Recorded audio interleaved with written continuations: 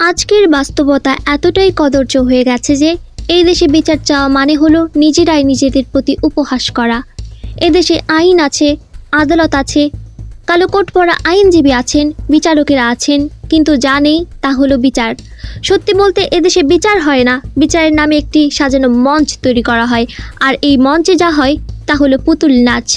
এটাকে বিচার ব্যবস্থা বললে ভুল হবে, বরং বলা উচিত রাজনৈতিক স্ক্রিপ্টে লেখা এক ধরনের অফিসিয়াল নাটক।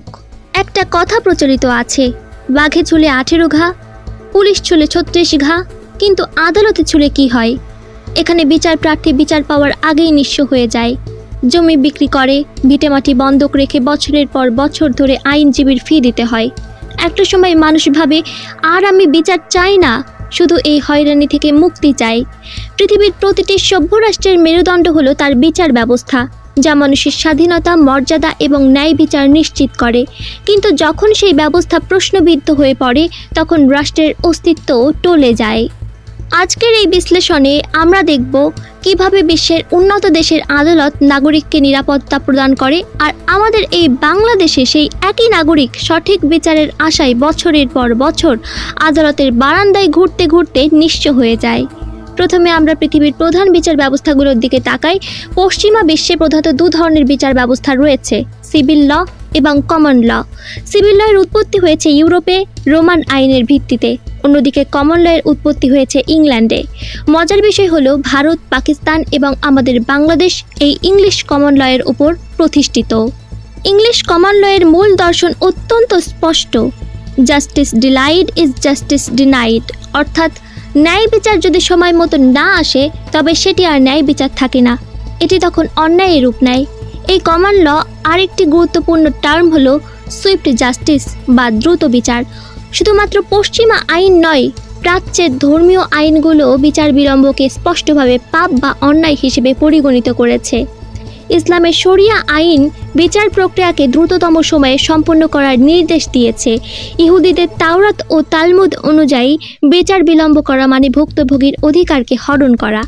খ্রিস্টান ধর্মীয় আইনেও দেরি হওয়া বিচারকে নৈতিকভাবে প্রশ্নবিদ্ধ করেছে। অর্থাৎ পৃথিবীর কোনো বৈধ জুডিশিয়াল ফিলোসফি 10 থেকে 20 বছর ধরে বিচার প্রক্রিয়া চালানোকে সমর্থন করে না, হোক সেটা পাশ্চাত্য কিংবা প্রাচ্য। বিচার বিলম্বিত হওয়া মানে কেবল সময়ের অপচয় নয়, এটি আসামির জন্য একটি নৃশংসতা। ভাবুন তো, যখন একজন নিরপরাধ মানুষকে মিথ্যা মামলায় আসামি বানিয়ে বছরের পর বছর ধরে জেলে আটকে রাখা হয়, যখন তাকে দিনের পর দিন আদালতের কাঠগড়ায় দাঁড় করানো হয়, তখন সেটা একটা অন্যায়। অন্যায় মানে বিশাল রকমের অন্যায়। সেটা আর বিচার থাকে না, সেটা হয়ে যায় রাষ্ট্রীয় নিপীড়ন। নিরপরাধ ওই আসামির গোটা জীবন, তার পরিবার, তার স্বপ্ন সবকিছু ধ্বংস হয়ে যায়। রাষ্ট্রের কাছে সঠিক বিচার চাই, যারা এদের তদন্ত করছে তাদের আইনে আওতায় তাদের সঠিক বিচার হওয়া উচিত। এ কারণেই পশ্চিমা বিশ্বে স্পিডি ট্রায়াল বা দ্রুত বিচারকে মৌলিক অধিকার হিসেবে গণ্য করা হয়। আসুন এবার একটু পরিসংখ্যানের দিকে তাকাই। আমেরিকায় একটি সাধারণ মামলার ট্রায়াল বা বিচার কাজ চলে মাত্র 2 থেকে 3 দিন। এমনকি বড় আলোচিত কোনো সেলিব্রিটি মামলা বিচার কাজ শেষ হতে সময় নেয় 1 সপ্তাহ থেকে সর্বোচ্চ 1.5 মাস। এই অল্প সময়ের মধ্যেই প্রমাণ দাখিল, সাক্ষ্য গ্রহণ, জেরা, ডকুমেন্ট ভেরিফিকেশন, জুরি বোর্ডের সিদ্ধান্ত এবং চূড়ান্ত রায় সবকিছুই সম্পন্ন হয়ে যায়। কেন? কারণ তাদের দর্শন খুবই স্পষ্ট, বিচার দ্রুত হলে ন্যায় শক্তিশালী হয়। অন্যদিকে বাংলাদেশে ঘটে ঠিক এর বিপরীত চিত্র। আজকে একটু শুনানি হবে, তার কিছুদিন পর আরেকটু শুনানি, বহুদিন পর আরেকটা ডেট পড়বে, একটা দুটো ডকুমেন্ট সাবমিট করা হবে, এরপর সাক্ষী, সে তো আরেক যন্ত্রণা। বহুদিন পর শুনানির ডেট পাবে, তখন সাক্ষী মন চাইলে আসবে, না চাইলে আসবে না। বিচারক বদল হবে, বেঞ্চ বদল হবে, কিন্তু মামলার কোনো সুরাহা হবে না। এভাবে বছরের পর বছর, যুগের পর যুগ পার হয়ে যায়। একটি সাধারণ মামলা 20 থেকে 30 বছর পর্যন্ত দীর্ঘায়িত হওয়ার নজির কেবল এই বাংলাদেশে রয়েছে। সবচেয়ে আশ্চর্যের বিষয় কি জানেন? আমাদের দেশের কিছু নেতা এবং নীতি নির্ধারক সাফাই গিয়ে বলেন দ্রুত বিচার হলে নাকি অবিচার হবে।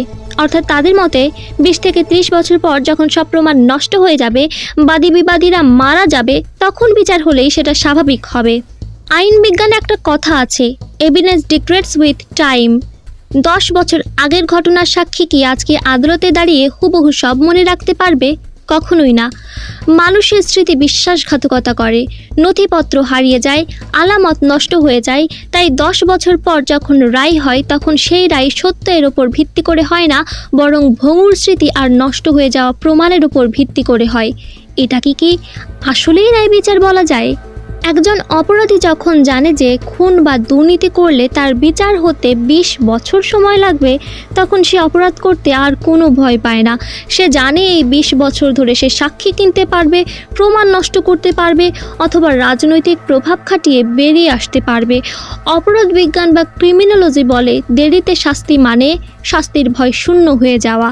আমাদের দেশে অপরাধ কমে না, কারণ অপরাধীরা জানে এখানে বিচার ব্যবস্থার হাত অনেক লম্বা হতে পারে, কিন্তু সেই হাত বড্ড অলস।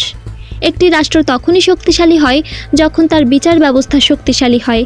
আমাদের মনে রাখতে হবে, বিচার বিভাগের এই দীর্ঘসূত্রিতা কোনো টেকনিক্যাল সমস্যা নয়, এটি একটি রাজনৈতিক ও কাঠামোগত ব্যর্থতা।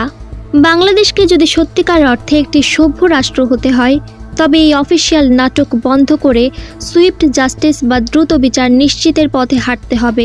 নতুবা এই দেশে বিচার চাওয়াটা চিরকালই করুণ পরিহাস হয়েই থেকে যাবে।